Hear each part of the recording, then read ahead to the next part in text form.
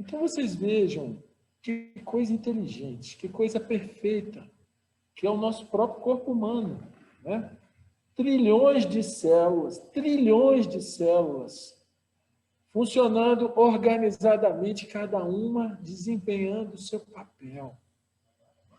E quando tem os vírus, os invasores, vem lá os anticorpos, a turma da defesa, uma coisa super organizada, super inteligente, super bem estruturada.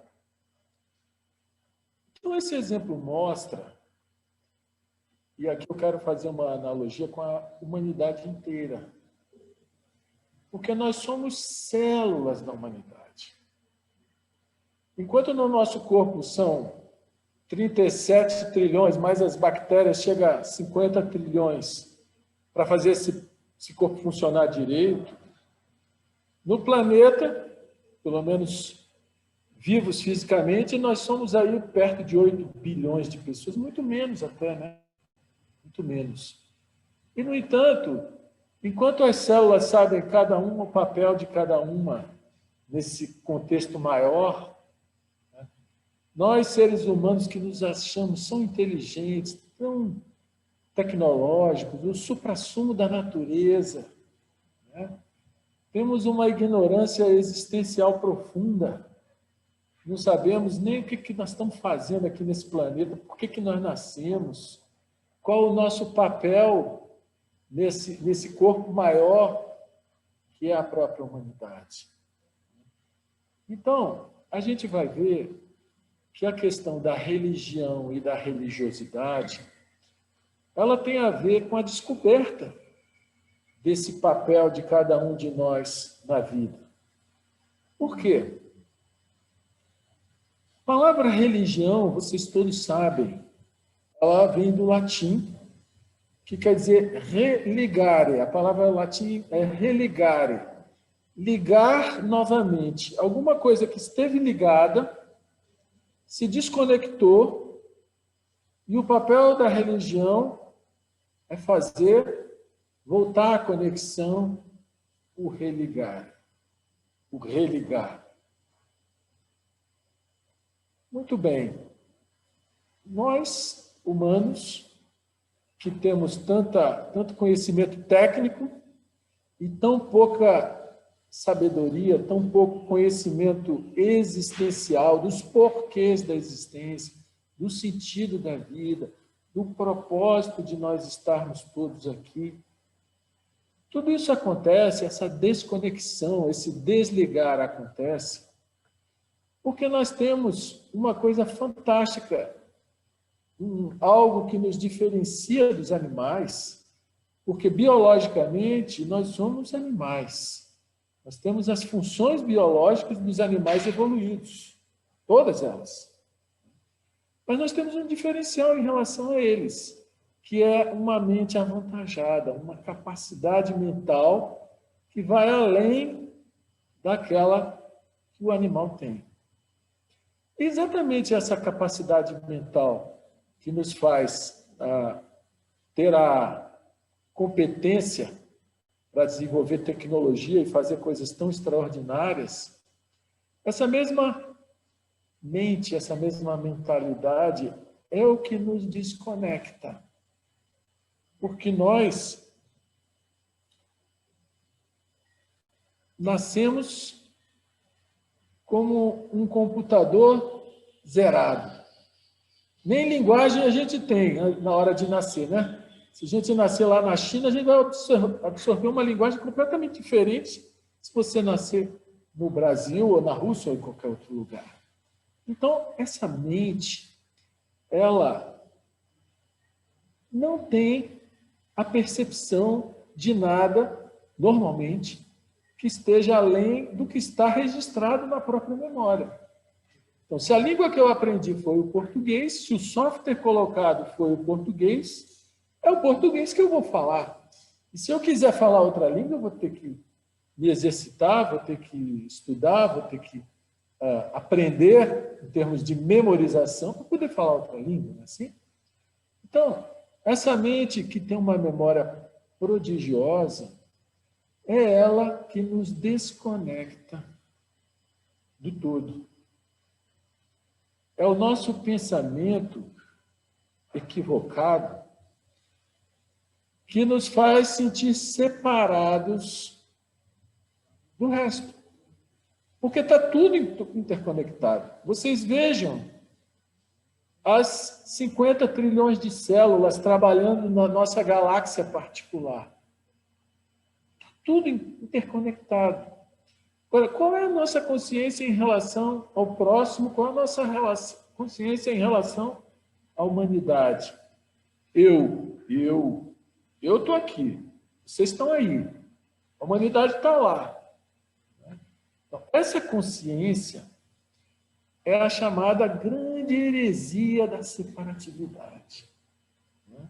É uma consciência baseada na memória, baseada naquilo que a gente foi acumulando ao longo da vida e faz com que a gente veja o mundo através dessas concepções que nós acumulamos, essa ideia de separatividade, é só uma ideia. Sem ir tão longe quanto o cientista, o Antônio Nobre, que eu achei brilhante essa fala dele, curta, brilhante. O nosso corpo é 70% água. Né?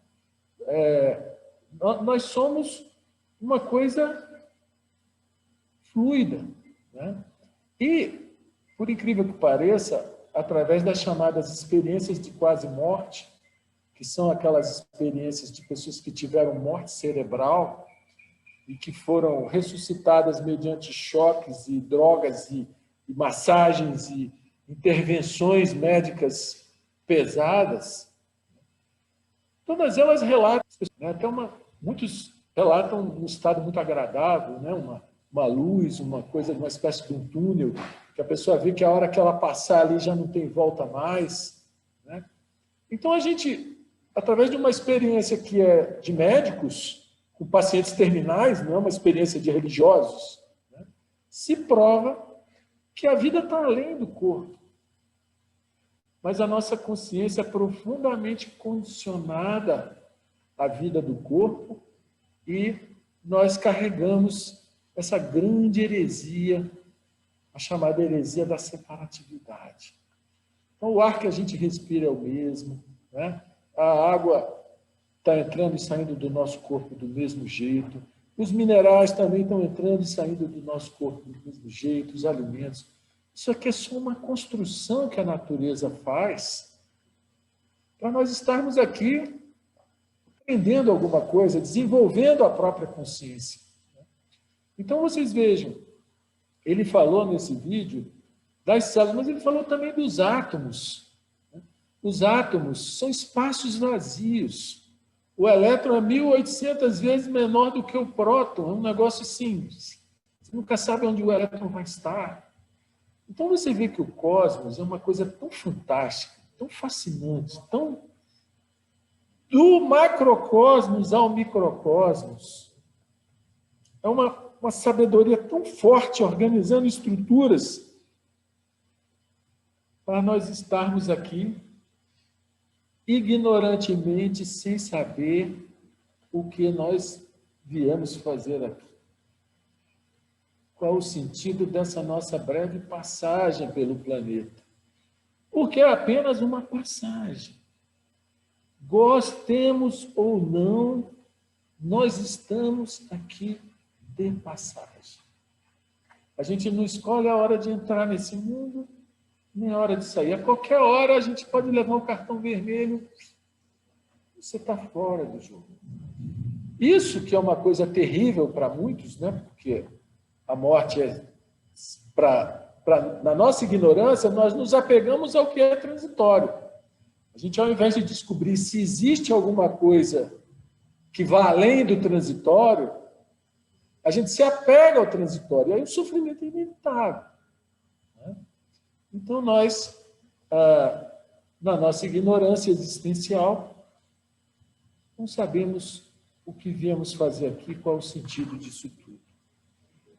E aí você vai encontrar N explicações das religiões. todo tipo de explicação você vai encontrar. E se você começar a estudar as religiões mais profundamente, porque as religiões elas têm a essência e têm a casca. Na casca, eu diria que elas não são religiões. Por quê? Porque elas dividem os homens, elas competem entre si, elas fazem dinheiro, né? Elas exploram o medo das pessoas.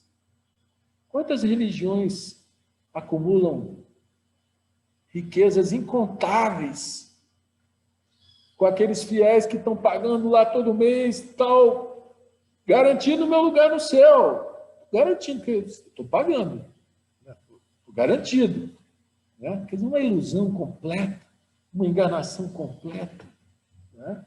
E tudo isso existe em nome da religião.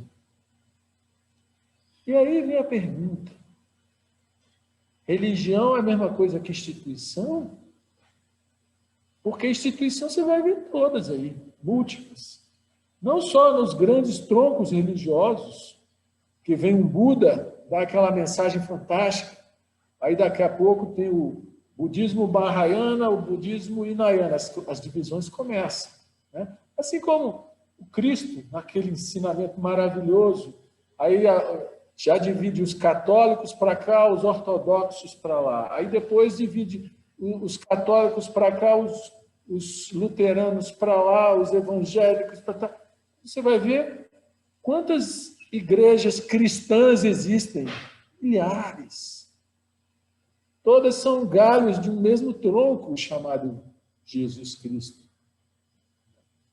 Então a gente vai vendo que a religião, enquanto instituição, ela pode ter até um papel, vamos dizer assim, difícil de falar. Mas o que interessa para nós é o que é religião, o que é religiosidade. E isso tem a ver com a regeneração do planeta. Porque a doença do planeta, a gente fala na doença ecológica do planeta. A gente fala que o planeta está doente por conta dos abusos do ser humano. A natureza ela tem uma capacidade de regeneração fantástica. Basta você pegar uma área de mata e você desmata, como acontece muito para se plantar soja, para fazer ração para o gado comer, gado esse que é reproduzido em escala industrial, mediante inseminações, superovulações de vacas, inseminações múltiplas, então, animais produzidos em escala industrial e as florestas sendo devastadas para produzir soja, para fazer ração para esse gado, para as pessoas comerem. Aí você vai ver que está tudo interconectado, né? A pessoa que está comprando, obviamente, ela está nutrindo esse sistema, naturalmente, assim como quem compra a madeira derrubada ilegalmente está nutrindo a exploração ilegal, a devastação da floresta. Quem compra droga está nutrindo o comércio ilegal de drogas, que é um comércio cheio de assassinatos, né? Porque é um comércio em que ele só funciona matando, porque é como o traficante principal consegue receber, porque senão ele vai cobrar onde o crédito dele da droga que ele entregou para o carinha vender, né? Então, são distorções que acontecem, que lá na ponta a gente vai ver, nós somos responsáveis. Então, essa doença do planeta, ela não é uma doença da natureza. Ela é uma doença nossa, uma doença da humanidade, uma doença de cada um de nós. E porque nós estamos doentes, não sabemos qual é o sentido da vida, procuramos só ou ganhar dinheiro, ou ter prazer, ou ficar famoso, ou sexo, ou acumular coisas, ou todas buscas que não preenchem, que não saciam a sede de felicidade. A gente está sempre buscando alguma coisa fora da gente, conquistar, atingir, chegar. E essa doença, né, é a doença da humanidade, porque o mundo é esse caos, essa competição desenfreada, miséria, né, pobreza, gente sem o mínimo de saneamento, né? Tudo isso é fruto desse mundo competitivo, desse mundo de jogo de imagens, de enganação, de compre o meu produto que é o bom, nem sempre é o bom. Enfim, toda a propaganda, toda a mídia é uma rede muito complexa de influenciar as consciências para as pessoas terem um comportamento A, B ou C. E aí vem a questão, como romper com isso tudo? Como sair disso tudo? Como ser cada um de nós a célula, cumprindo o nosso papel no corpo todo?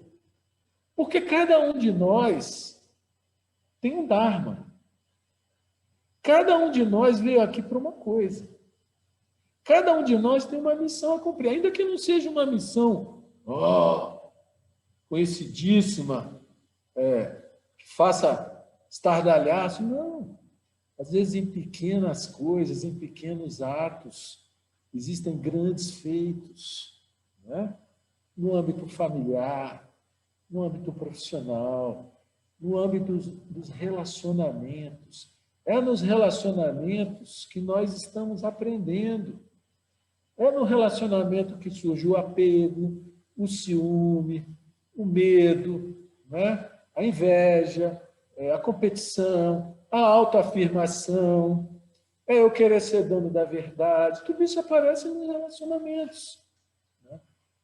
Então, a gente vai ver que o religare, ou seja, a religião essencial, tem a ver com a gente resgatar o sentido da vida, que é algo que está dentro da gente, que não está fora da gente.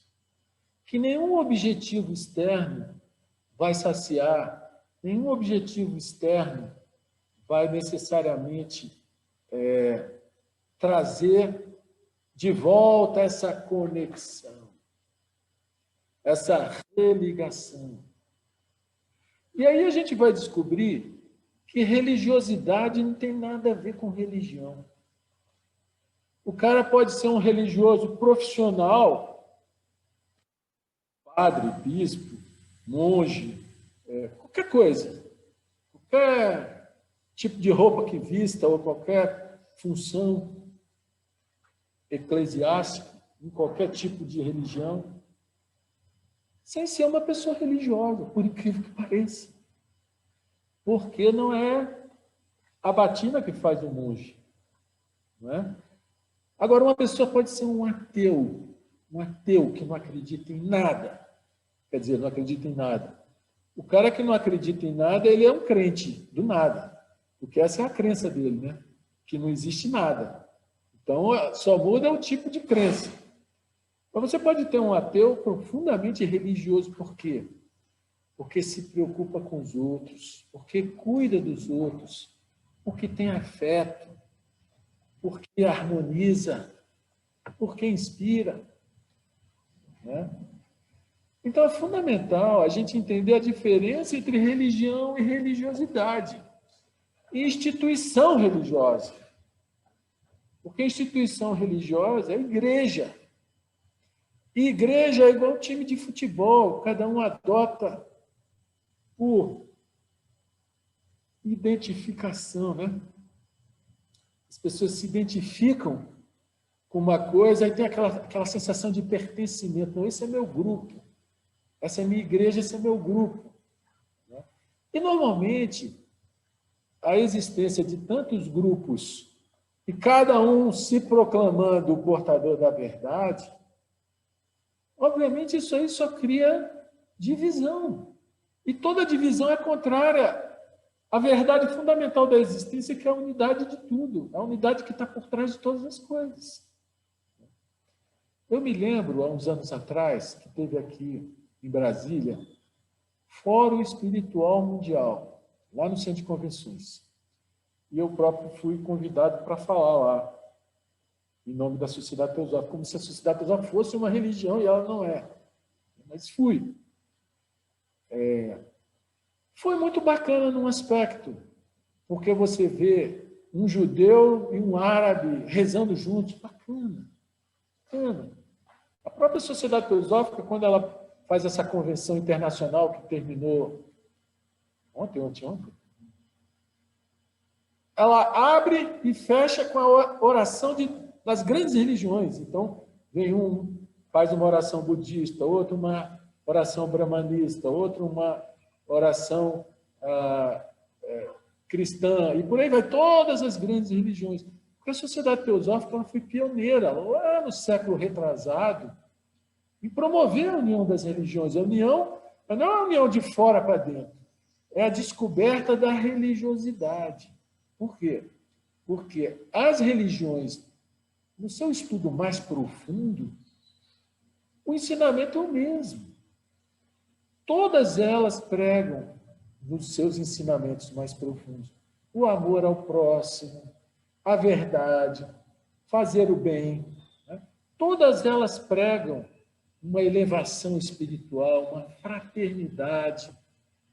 Agora, na medida que elas vão sendo institucionalizadas e virando estruturas de poder, muitas vezes elas se distanciam do seu objetivo original, né?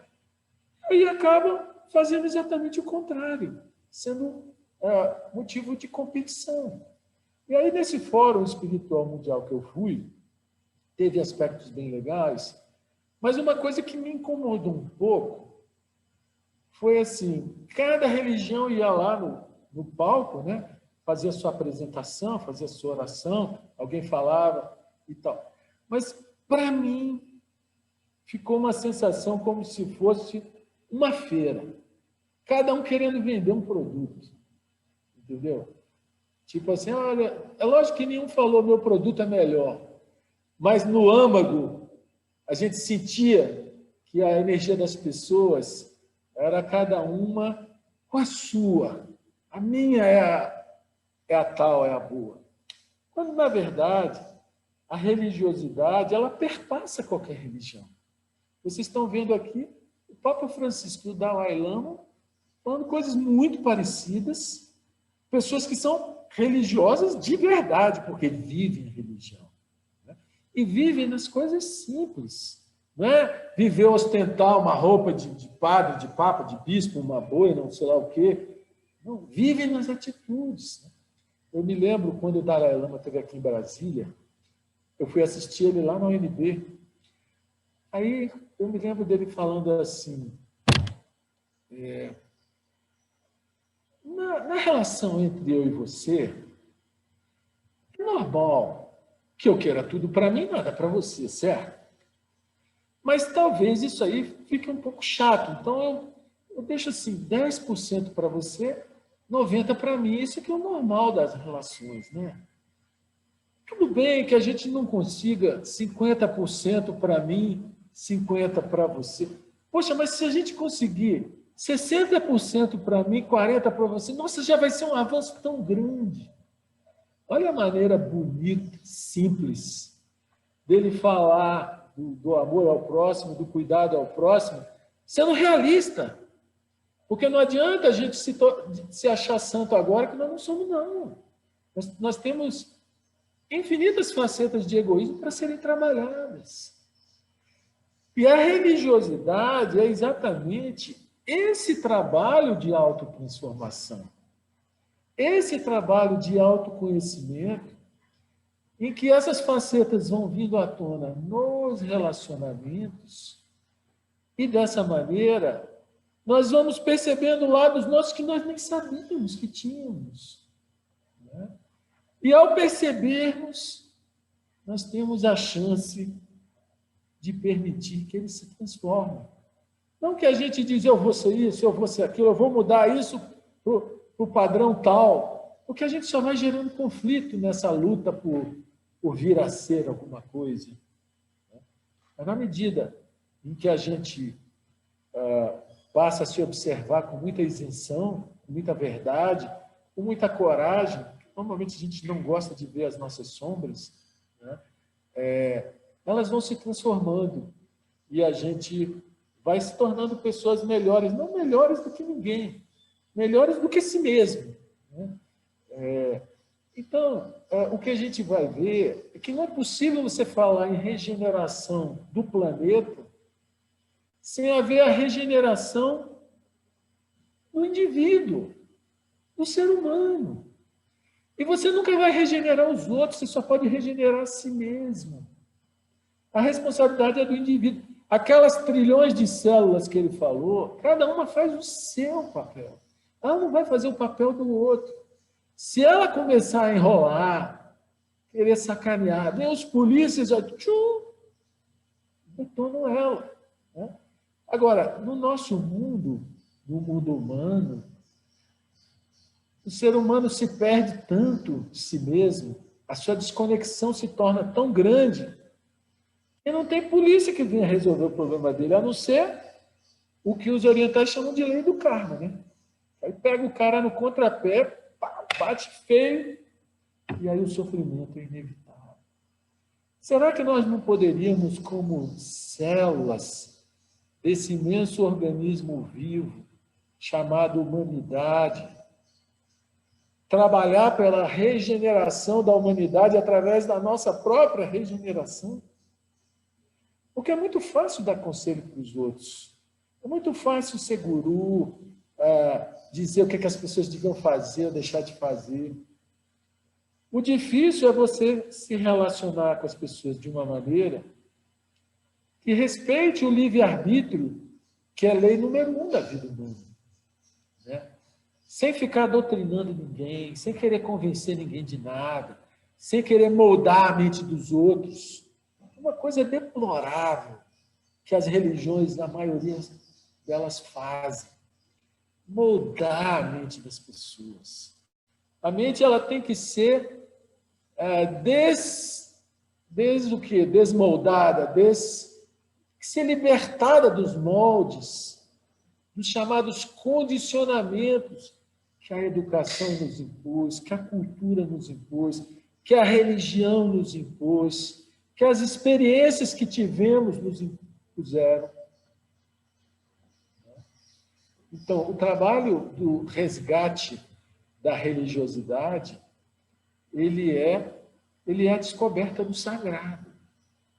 E onde é que nós vamos encontrar o sagrado? Normalmente, o sagrado que se fala por aí é um sagrado imaginado, projetado. Então, tem lá uma santa de barro lá. Tem todo mundo. Isso aqui, no Oriente, todo lugar tem todo tipo de deuses, de santos corporificados sob a forma de estátuas, ou seja lá o que for. Ainda que não seja uma coisa corporificada fisicamente, numa estátua de bronze, de ferro, de barro, do que for, para nós o sagrado é uma coisa imaginária. A gente atribui sacralidade a certos mitos que a gente cria, né? Até mesmo nos relacionamentos você pode reparar. Quando você acha uma pessoa muito legal, muito legal, muito legal, aí você pega com ela no pedestal. Nossa, aquela pessoa é o máximo, aquela pessoa é tudo. E fica com ela lá em cima, né? Uma outra pessoa que tem um comportamento ridículo, faz coisas absurdas, aí a gente... Aquilo ali é lixo. Então, a nossa mente que cria os preconceitos entre as pessoas, né? Deificando umas e demonizando outras. E aí, nesse movimento de projeção mental, a gente cria os nossos deuses e faz as nossas barganhas com eles, né? Faz aquela fezinha, né? Reza tantas Ave Maria que vai conseguir o resultado tal. A maioria do que você vê no povão, fazendo peregrinação, fazendo penitência, é para conquistar um objetivo, é para curar fulano, é para conseguir alguma coisa. É sempre uma barganha com o santo. Para atingir um objetivo, às vezes atinge, às vezes não. Tem um lado positivo disso, porque a mente ela é um poder. Quando você quer muito uma coisa, você atrai a coisa que você quer. Né? Então, tem um lado positivo. Agora, é um lado positivo limitado, por quê? Porque é atingimento de um objetivo. Pode reparar que os caras que, em geral, são muito ricos, são os caras que pensam tanto, tanto, tanto naquela riqueza que eles acabam atraindo aquelas coisas, acabam ficando presos naquilo, né? Em vez de viver a vida de uma forma plena, a vida é um negócio permanente, é um lucrar o tempo todo. Tudo isso são vícios que a nossa mente desenvolve, que vão fazer com que A viva de um jeito, B viva do outro, C viva de outro, e cada um com seus próprios condicionamentos. Não é assim?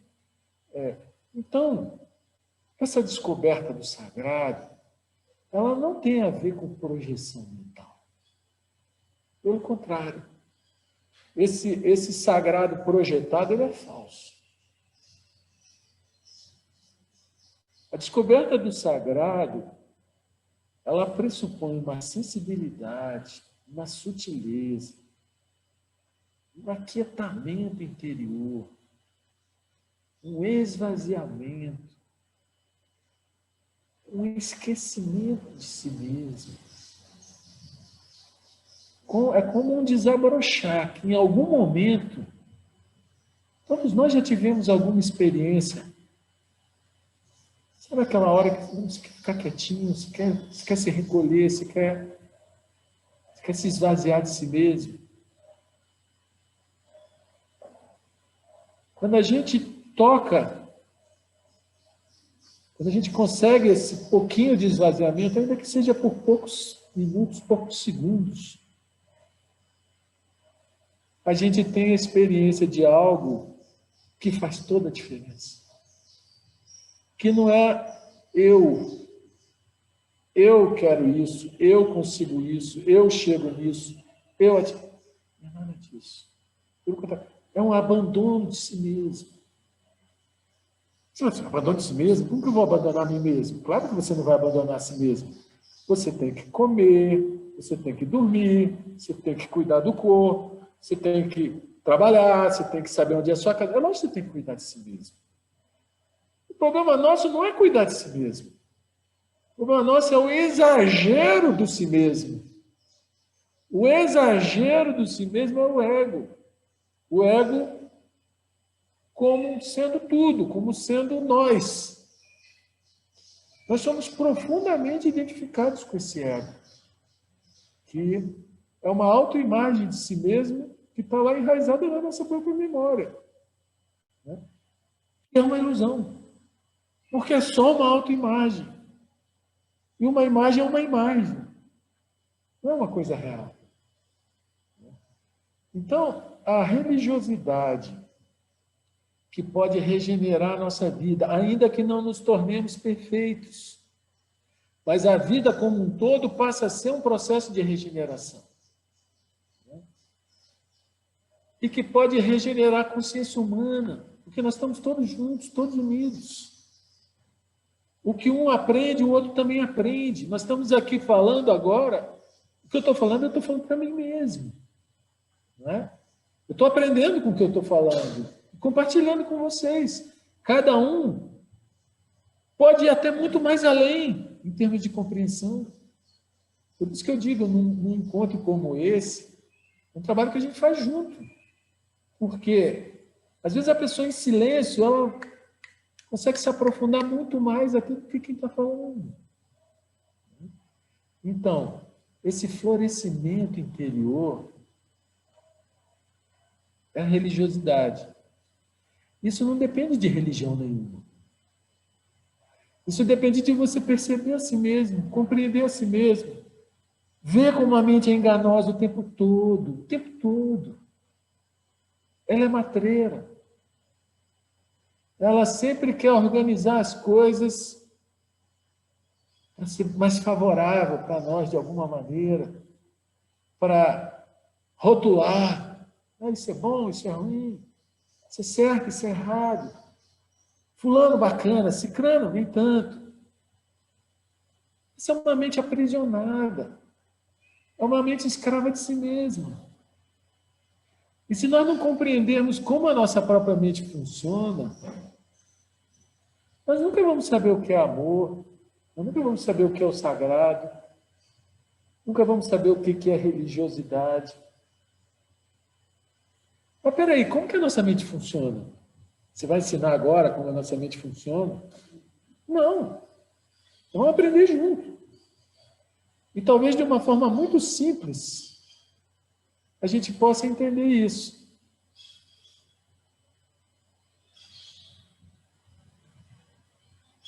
Os nossos pensamentos, eles são reações da memória. Por isso a nossa vida toda é memória.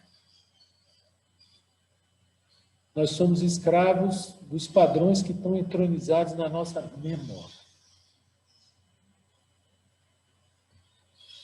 É possível serenar, silenciar, harmonizar a nossa mente?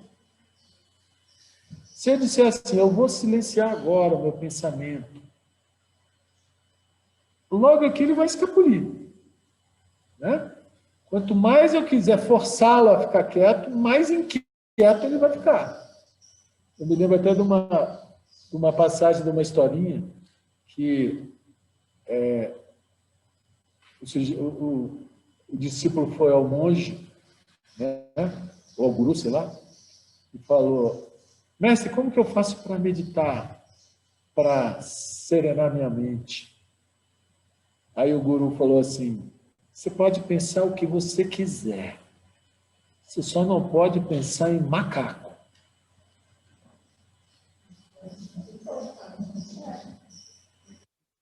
Aí ele não conseguia pensar em outra coisa, ele só pensava em macaco, né? Então, assim, você querer controlar a mente com a mente é uma ilusão. Ela sempre vai fugir. Agora, se você compreender como ela funciona, aí a coisa começa a ficar diferente. E como que ela funciona? Para entender o funcionamento da mente, a gente precisa entender o tempo. Como assim? O que o tempo tem a ver com isso? Tem a ver muito. Porque só existe um tempo. O agora. Esse é o único tempo que você pode manifestar a vida. O passado é mente, o futuro é mente. O passado é lembrança, o futuro é imaginação. E a gente, ao invés de estar aqui agora, acordados no agora, atentos no agora, a gente vai lá, volta, aí ouve o que está falando, confuso, se é certo, se é errado, concordo, discordo. A gente nunca está plenamente acordado. A gente nunca está plenamente atento. Tem que ficar atento, tentando? Não. Vai ter momentos de desatenção. Normal. Agora, para você entender a mente, você precisa entender o que é atenção e o que é desatenção. O que é atenção? Atenção é você estar inteiro agora. Totalmente agora. Quando isso acontece, o que acontece com o pensamento? Ele está parado. Se você tiver 100% atento, acordado, agora, ele está parado. Aí você acaba descobrindo que o pensamento ele é a própria desatenção. Qual o problema? Nenhum. Desde que você esteja consciente dele. E toda vez que você está consciente da desatenção, você já está em atenção. Toda vez que você percebe o pensamento viajando sem brigar com ele, sem reprimi-lo, sem ficar irritado porque ele fugiu, tem muita gente que quer meditar achando que vai controlar o pensamento. E só encontra irritação, porque o pensamento vai fugir. Agora, quando a gente deixa ele solto, deixa ele andar, deixa ele ir, e percebe ele dando, percebe os escaninhos que ele se mete. Porque quando a gente não percebe, a gente é ele. A gente é inconscientemente ele. Mas quando a gente percebe o pensamento na sua viagem de divagação, a gente já está naturalmente no agora. Então, o nosso desafio é acordarmos. Acordarmos para o momento. Acordarmos para o eterno agora. E provavelmente só no eterno agora é que a gente pode sentir o gostinho dessa coisa que pode ser dado no nome de sangrar. Que é onde vem a experiência transformadora. Sempre no agora. Né? Eu já estou acabando. O que isso tem a ver com religiosidade, gente? Nós falamos para vocês que religião é uma reconexão, é um religar. Se você está no agora, pleno, tudo tem sentido para você. As pessoas, a natureza, os pássaros, o seu corpo. Existe uma harmonia plena no agora. O que quebra essa harmonia é o nosso pensamento. Que sai faiscando para todo lado, com N hábitos mentais dos mais diversos, e com especulações as mais incríveis, com medos inimaginados, com tensões, com frustrações, com ambições, com ânsias. Esse nosso caos interior, esse nosso espaço interno caótico, ele precisa ser transformado num cosmos interior. E o universo ele não é um caos, o universo é um cosmos. E o desafio nosso nessa vida é transformarmos o nosso caos interior num cosmos. Não de uma forma definitiva para você dizer, cheguei, me iluminei. Doce ilusão. Né? Mas o pouco que você conseguir harmonizar a sua casa interna, o pouco que você conseguir se relacionar com os outros de uma forma menos egocêntrica, o pouco que você conseguir de despertar a sensibilidade para se sintonizar com tudo que existe, cara, a vida passa a ser outra.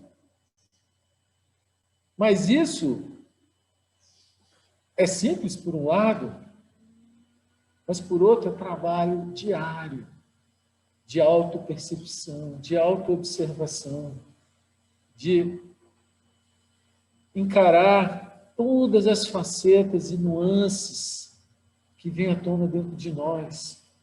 Todo tipo de energia boa, ruim, feia, bonita, né? Para que elas possam ser transformadas.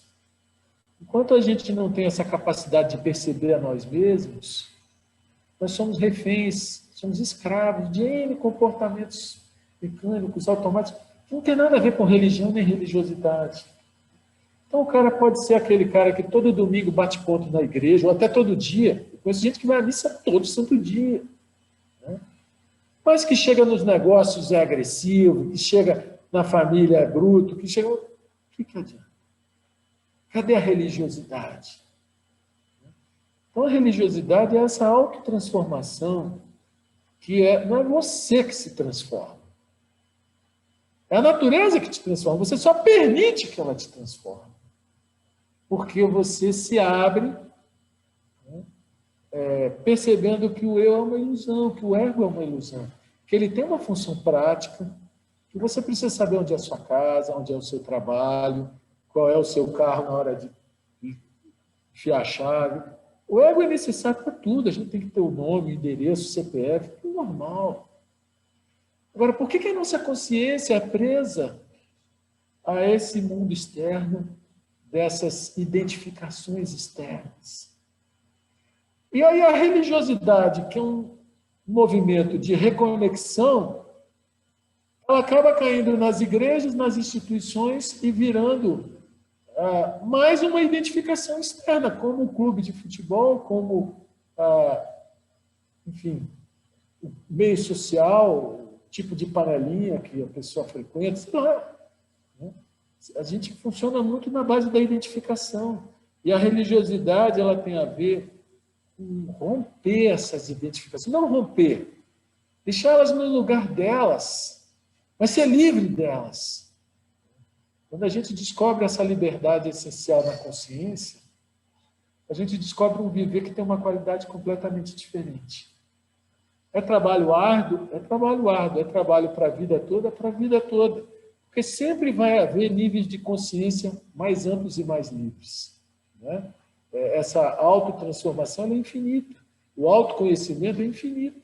A pessoa que disser, eu atingi o autoconhecimento, ela não entendeu o que é autoconhecimento. Enfim, eu vejo um potencial tremendo na religiosidade, que é uma atitude de cada pessoa, de cada indivíduo. É um sair do seu centro egocêntrico. Às vezes, até na postura religiosa tradicional, às vezes, depende da condição interna da pessoa. Né? Porque tem aquele que vai lá para pedir alguma coisa, mas tem aquele que vai numa entrega, que ali ele esquece de si mesmo. E nesse autoesquecimento, ele vive a experiência religiosa, né, que é a ausência do eu. Essencialmente, a religião é a libertação, ainda que não seja total e absoluta, das entranhas e das amarras do eu, do ego, dessa estrutura mental que todos nós temos, tão poderosa, tão importante para tudo que é prático, mas tão opressora para tudo que é genuinamente espiritual. Então, eu vejo que não é possível a regeneração do planeta externo sem a regeneração interna do ser humano. Não é possível, porque vai continuar destruindo. Vai continuar. Lógico que vai chegar um momento que a consciência muda, os hábitos mudam. Né? Antigamente tinha escravidão direta, hoje tem escravidão indireta, mas já foi um avanço. Né? Então, os padrões sociais mudam, as leis mudam, né? a polícia muda, né? Em termos de maneira de obrigar as pessoas a se comportar de uma maneira ou de outra. Mas ainda que você consiga melhoras no ambiente externo, se o ambiente interno não melhorar, o meio ambiente interno, continua os suicídios, continua o feminicídio, continua a exploração do próximo, continua a guerra de disputa de uma empresa querendo engolir a outra, do outro querendo mais, do outro querendo mais e por aí. Quer dizer, sem essa regeneração do indivíduo, o ecossistema não vai funcionar. Por isso que a ecologia espiritual, que não está divorciada da ecologia material da natureza física, ela talvez seja um grande trabalho a ser feito por cada um de nós enquanto estamos aqui nesse planeta. E talvez depois da passagem, quando estivermos digerindo as experiências que vivemos nessa passagem, né, tudo isso tem a ver com esse despertar da consciência, que é a consciência que permeia todas as coisas. Você pode dar o nome que você quiser. Pode chamar de Deus, de absoluto, de infinito, de Alá, de Brahma, de incognoscível. O nome não interessa. Essa força que existe no universo, inteligente, que vai dos átomos às células, a nós, as galáxias, é uma força que vai do micro ao macrocosmos com inteligência, com uma sabedoria, com amor. Né? Como disse o Antônio Nobre, que falou um pequeno texto, ele vê o amor como uma força física do universo. Uma força que permite que o universo seja uno e diverso ao mesmo tempo. Como uma coisa pode ser una e diversa? É una por dentro e diversa por fora. E o que faz que a coisa tenha essa possibilidade é esse amor, que nós só vamos despertar em nós mesmos aprendendo a renunciar ao eu. E essa renúncia ela é trabalhosa, ela é difícil, porque o eu tem tantas complexidades, tantas exigências, tantos quereres, tantas idiosincrasias, mas esse é o nosso trabalho. Isso, na minha modesta compreensão, é religiosidade viva, transformadora, independentemente da igreja, da religião, do culto que a pessoa tenha, da fé que ela tenha. Né? É uma atitude na vida. Essa atitude é tarefa de cada um de nós, né? E pode fazer toda a diferença.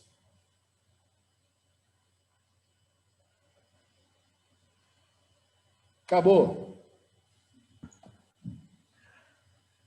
Agora eu vou passar para o Sérgio aí coordenar as Nossa, perguntas. Que vontade de permanecer em silêncio. Que uma vontade imensa de ficar calado, não atrapalhar, não acrescentar nenhuma vírgula na palestra do Marcos. Mas, como de praxe, nós somos teimosos, nós ainda não chegamos no estágio da religiosidade. Faremos perguntas ao orador da noite. Palestra maravilhosa, deslumbrante, totalmente alinhada com a filosofia esotérica que nós estudamos, totalmente alinhada com o fenômeno denominado teosofia, né?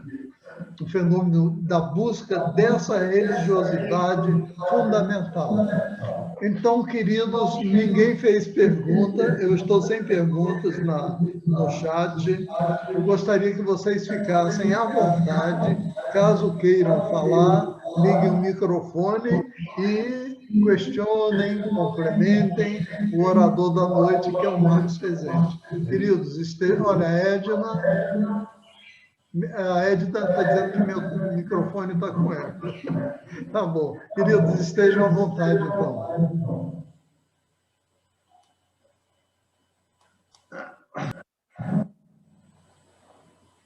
Quem vai se habilitar a fazer um comentário?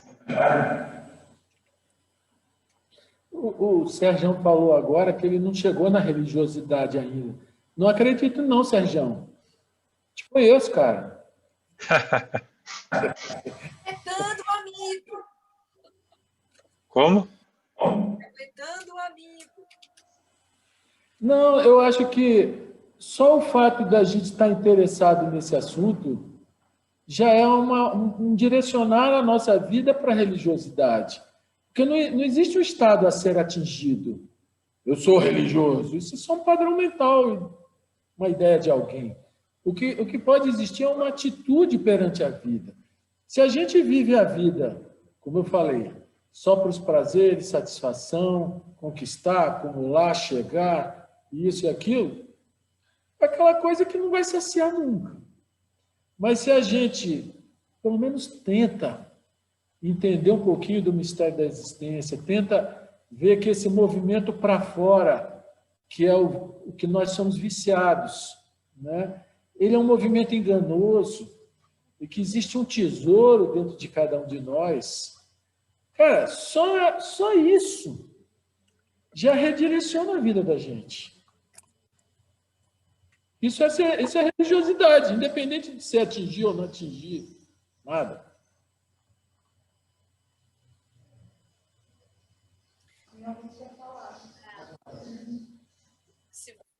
Eu acho que é bom você sentar aqui, falar aqui, que aí você fala para eles também.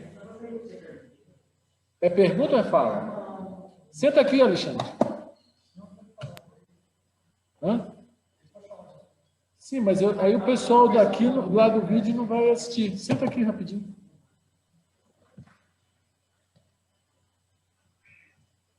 Vocês conhecem esse cara que vai sentar aqui, El? Eu vou ter que vir aqui para fazer um pequeno comentário. Beleza. Boa tarde a todos. Tudo bom, Sérgio, Eduardo? Eu estava lembrando da palestra do Tim Boyd, que ele fechou ontem, tão brilhantemente, a Convenção Mundial, e tem a ver com essa teoria, não é, da questão genética, de nós sermos galáxias, estrelas, num infinito mundo projetado. E ele disse uma coisa que me tocou muito. Ele falou que nós temos milhões de átomos do Buda, milhões de átomos do do Cristo, cada um de nós, porque temos bilhões de células e quintilhões de átomos nessas células. Então, certamente, cada um de nós tem uma potencialidade muito grande que não descobriu. Da mesma forma, nossas células têm uma potencialidade. Agora, cada célula só deve usar a sua potencialidade naquele momento, naquele órgão, naquela estrutura pelo qual ela está designada. Ela tem que entender o seu papel, né? Isso é muito importante, né? Nós não sabemos nosso papel. A gente nasceu sem manual de instruções. Então, precisamos nos olhar, nos conhecer. Esse processo de autoconhecimento é fundamental. Então, a questão da genética eu acho fantástico, porque a genética ela vai transformar o mundo. Hoje, os medicamentos, as vacinas já são testadas com um mapeamento genético das pessoas, né? E muitas pessoas estão com medo, por exemplo, de tomar nova vacina. Será que vai mudar o meu código genético? Né? Porque o homem já é capaz de transformar o código genético dos vegetais, dos animais e mesmo do ser humano, apesar de haver leis que impeçam, já existem alguns cientistas que mudaram o código genético e interromperam, dizem eles, em determinado momento, porque poderiam construir alguma coisa que a gente nem sabe se é uma monstruosidade ou não, porque é uma experiência que nunca foi tentada antes. Então, a gente tem que ver que nós temos assim, uma potencialidade incrível, né? Até no nosso corpo físico, que dirá nos outros corpos, né, que nós temos. Nós temos uma potencialidade criativa, de desenvolvimento. E se a gente não entender que nós somos todos um e que a gente tem que trabalhar não apenas para si mesmo como célula, mas para o órgão, para o sistema e para o corpo todo, né, para o universo todo, a gente não vai entender o nosso papel nesse universo, né? Porque o nosso papel não é viver para si mesmo. O nosso papel é viver para os outros e em consonância com os outros. Então, é um papel de colaboração. Por exemplo, hoje em dia a gente tem uma questão muito grande de competitividade, né? Como disse o Marcos, por exemplo, um jogador de futebol pode ganhar milhões de dólares e ele tem direito de fazer uma festa, por exemplo, agora no final do ano, de 50 milhões de dólares, enquanto muitos passam fome. Isso não é errado do ponto de vista legal, mas será que é correto do ponto de vista moral? Será que isso é correto do ponto de vista ético? Só porque ele tem muito dinheiro, né? Ele pode passar a pandemia aglomerando com seus camaradas, seja num iate, seja alugando uma mansão por milhares de dólares. Quer dizer, como as pessoas usam suas potencialidades? Como cada um está usando o potencial que adquiriu nessa vida? Isso é muito importante, né? A gente ter essa noção do que somos, do que temos e do que podemos fazer. Maravilha. Queridos, estejam à vontade, tá? Alguém mais? Perguntas, complementações, espantos, né? E palestra impactante. Queridos, estejam à vontade. Vamos lá. Vem aqui.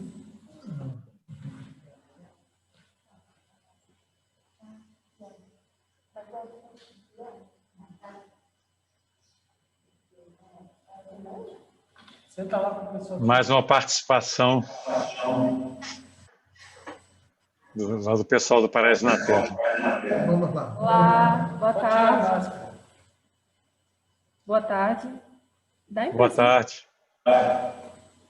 Eu queria, na verdade, voltar, porque eu tive não sei se foi bem um insight, depois da palestra do Marcos, voltar na questão que a Marisol nos ofereceu mais cedo, sobre, como o Marcos falou sobre religião, religiosidade, instituições de poder,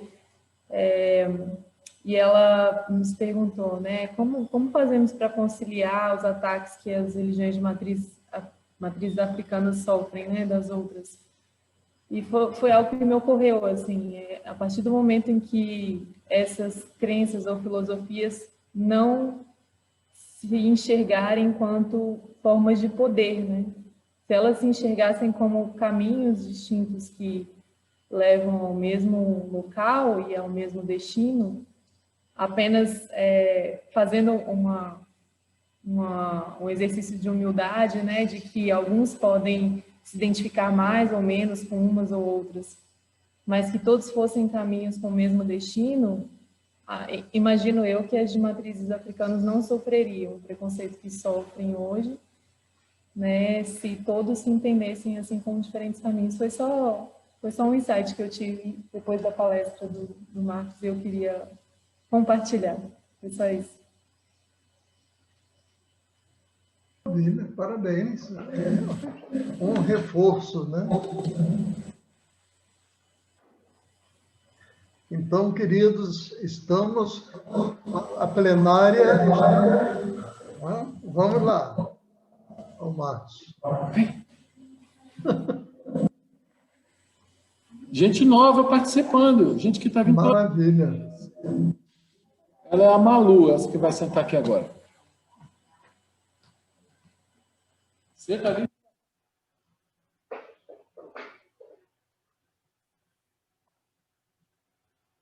Meu Deus, tô nervosa?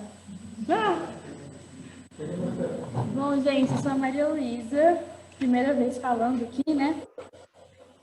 Mas, assim, eu não tenho nada muito importante para falar, foram só alguns insights mesmo, porque eu comecei a ligar as pecinhas do que nós vimos hoje e do que eu tenho visto na vida. Eu sigo uma escritora que tem uma conexão muito forte com Jesus. E aí ela recebe mensagens de Jesus. Quem acredita, acredita. Quem não acredita, tudo bem, tá tudo certo. Mas eu achei muito interessante, porque a cada dia eu procuro uma mensagem de luz para o dia. E aí, coincidentemente, a mensagem de hoje era pequenininha. Ele diz: aprendam os nomes dos deuses uns dos outros. Vão aos templos uns dos outros. Aprendam rezas, mantras, preces, chamamentos, rituais e juntem-se a mim nesta festa imensa que é adorar o céu. E casa direitinho com o que a gente está falando aqui, tem falado, tem sentido. E todo o meu, não todo, mas quase todo o meu momento aqui no Paraíso na Terra, não tem nem 24 horas que eu cheguei, já estou aqui impactada, porque são pessoas que eu nunca vi. É um instituto que eu realmente não conhecia, eu vim realmente às cegas, e aí a cada pessoa que falava, não sei, até a planta ali que está caindo água, aquela mini fonte, até aquilo ali me dá um estalo, porque parece que são pequenas peças de quebra-cabeça que vão se juntando.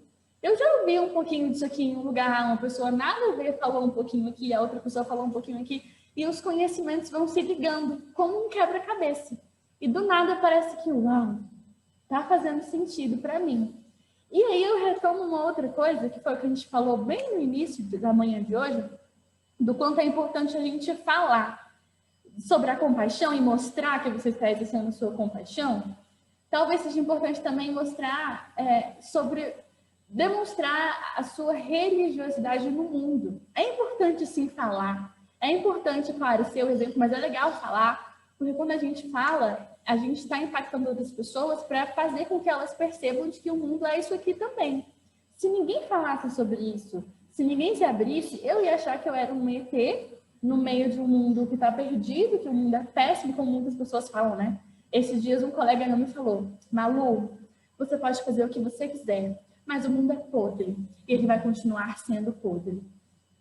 Que isso, gente, que absurdo. Claro que tem partes ruins, mas o mundo não é só isso. E se isso aqui não acontecesse, a gente ia continuar pensando assim. E é isso, acho que eu consigo concluir meu raciocínio. Obrigada. Maravilha. Queridos, prosseguimos. Estamos avançando um pouquinho no horário devido ao atraso. Por isso, nós estamos avançando uns 10 a 15 minutos a mais, tá? Então, queridos, continuem participando, questionando, complementando. Estamos aguardando. Vamos lá. Oi. Oi, Lúcia. Fica à vontade, querida. Lucinete, né? Oi, querida. Pode falar. Oi, Marcos, tudo bem? Tudo bom? Tudo bem. Estou aqui de joelho, mas não rezando.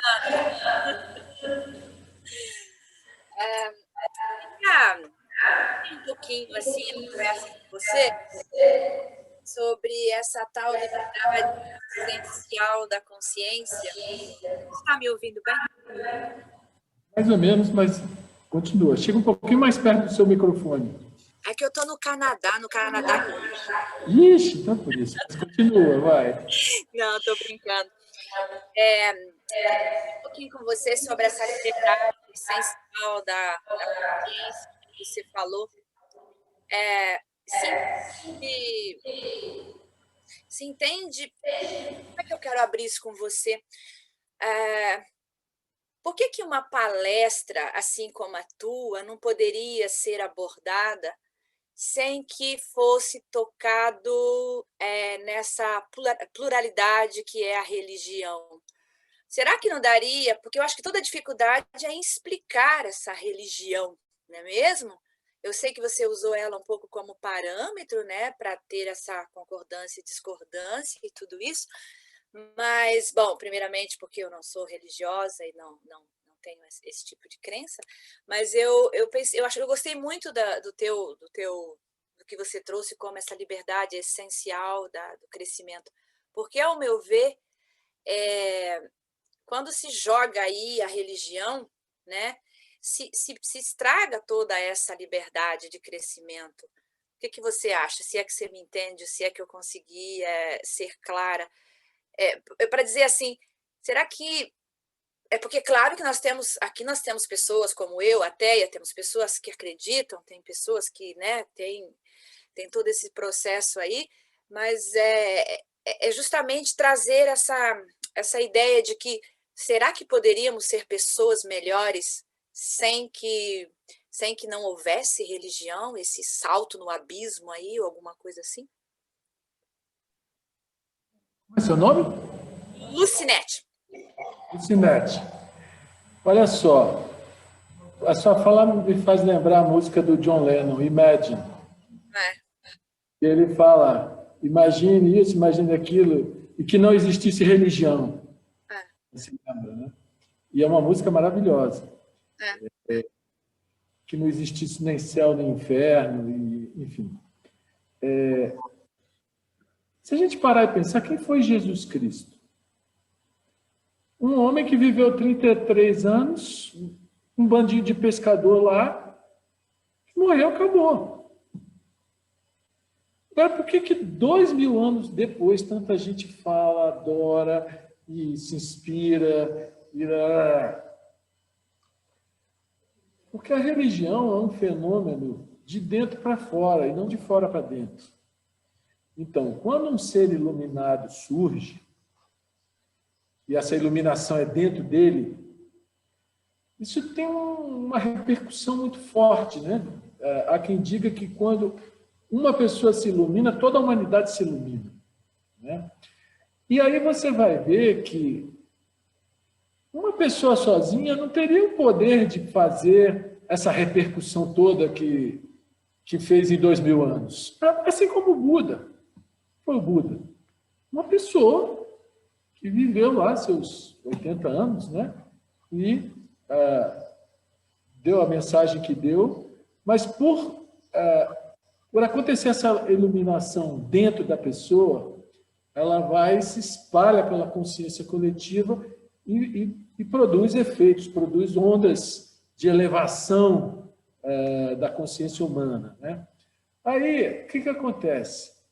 Nós, os seres humanos ignorantes, Como a gente não tem a capacidade de se elevar na mesma intensidade, na mesma velocidade, na mesma dimensão de amor e de sabedoria que esses seres iluminados, o que a gente faz? A gente codifica o que aquela pessoa falou, né, com palavras. Então, cria os evangelhos. O que são os evangelhos? João, Mateus, Marcos. Cada um conta a sua história daquilo que viveu, e aquilo é como se você pudesse pegar um ensinamento que é vivo e, de alguma forma, incrustar em algum lugar para ele ser revivido em algum momento. Só que esse reviver depende de cada pessoa, depende do indivíduo. O mesmo ensinamento que para uma pessoa pode ser altamente inspirador, para outra pessoa pode não dizer nada, né? Então, a gente tem que ter consciência de que a religiosidade é um fenômeno interno de cada indivíduo. Mas, equivocadamente, a gente associa as instituições, as escrituras, aos livros ditos sagrados, né, às autoridades espirituais, e aí a gente se distancia do que é essencial, que é o movimento interno de despertar, de se elevar, de sair do seu centro de egocentrismo, entendeu? Então, assim, não dá para a gente criticar. Eu, por exemplo, que gosto muito das obras do Krishnamurti, e ele é bem duro com as instituições religiosas. Ele chega a colocar que quase todas elas são sistemas de exploração. Exploração da fé alheia, do medo da morte.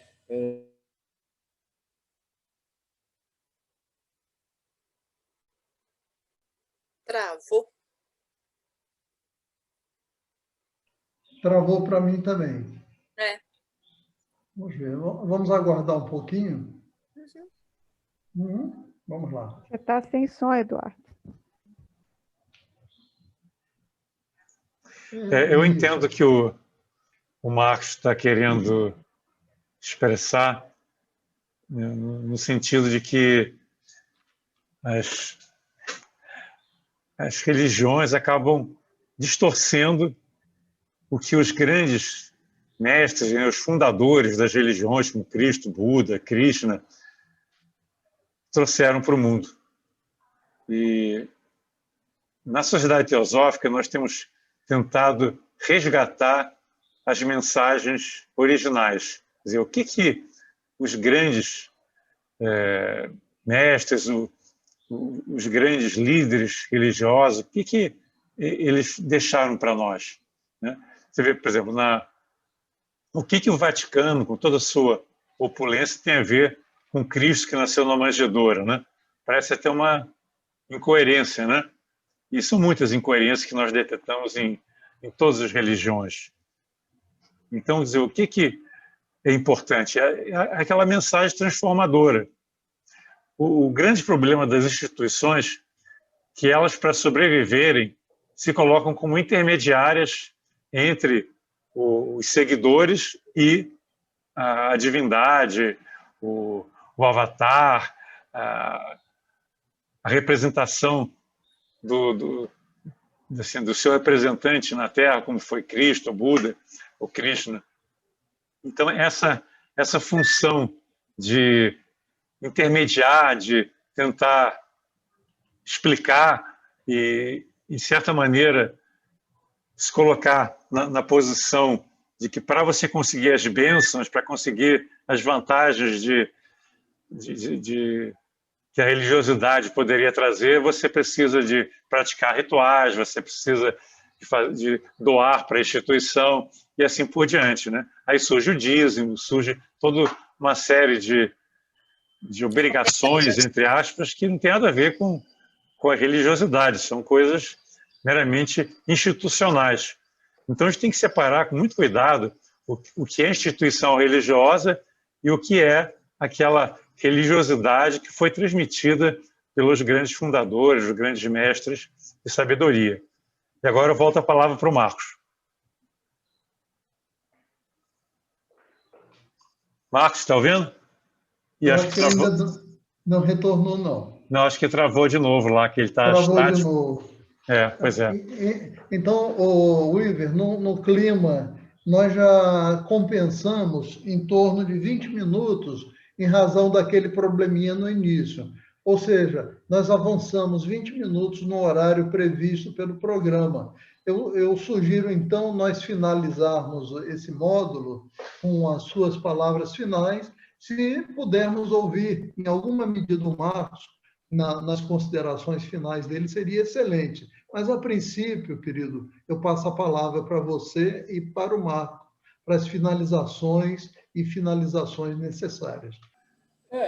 Eu acho que a ideia do tema Papa Francisco e Dalai Lama, ela tem a ver com o resgate da religiosidade, né? Porque são líderes expressivos que são profundamente religiosos no sentido essencial e não apenas nas exterioridades, né? Isso aí vem mostrar que o que eu estava comentando, que o Krishnamurti às vezes bate duro quando ele fala que ir para a igreja e ir para o bar é a mesma coisa, né? Eu não vou dizer que dentro da igreja não possa haver aqui e acolá um movimento de uma entrega, de uma religiosidade genuína, né? Mas que normalmente as pessoas fazem da religião um meio de fuga, né? Um meio de fugir das suas tribulações, etc., etc., e que muitas vezes é uma forma de alienação. Então, nós temos que tirar a casca da religião para trazer a essência. E a essência é um trabalho que só o indivíduo pode fazer. Só cada um de nós, individualmente, na sua própria vida, pode fazer, né? As instituições, elas existem para que a gente possa estar junto, estar conversando, igual nós estamos aqui agora. Se não existisse o Instituto Teosófico, nós não estaríamos aqui, né? Agora, uma coisa é a instituição física, outra coisa é a instituição ideológica, quando a instituição tem um padrão mental que vem e a pessoa adere àquele padrão mental, e ao invés de promover essa liberdade na consciência, ela vem a trazer uma limitação na consciência. Então, é esse o perigo das instituições. O Krishnamurti dizia que a verdade não pode ser organizada institucionalmente. E, felizmente, a Sociedade Teosófica não se diz portadora da verdade, né? A verdade é a melhor compreensão de cada um. Cada um de nós, usando o seu melhor potencial, vai compreender num nível ou no outro, conforme o interesse, a intensidade, a perspicácia e a dedicação de cada um, né? Então, eu vejo que é muito importante entender o que é religião e o que é religiosidade.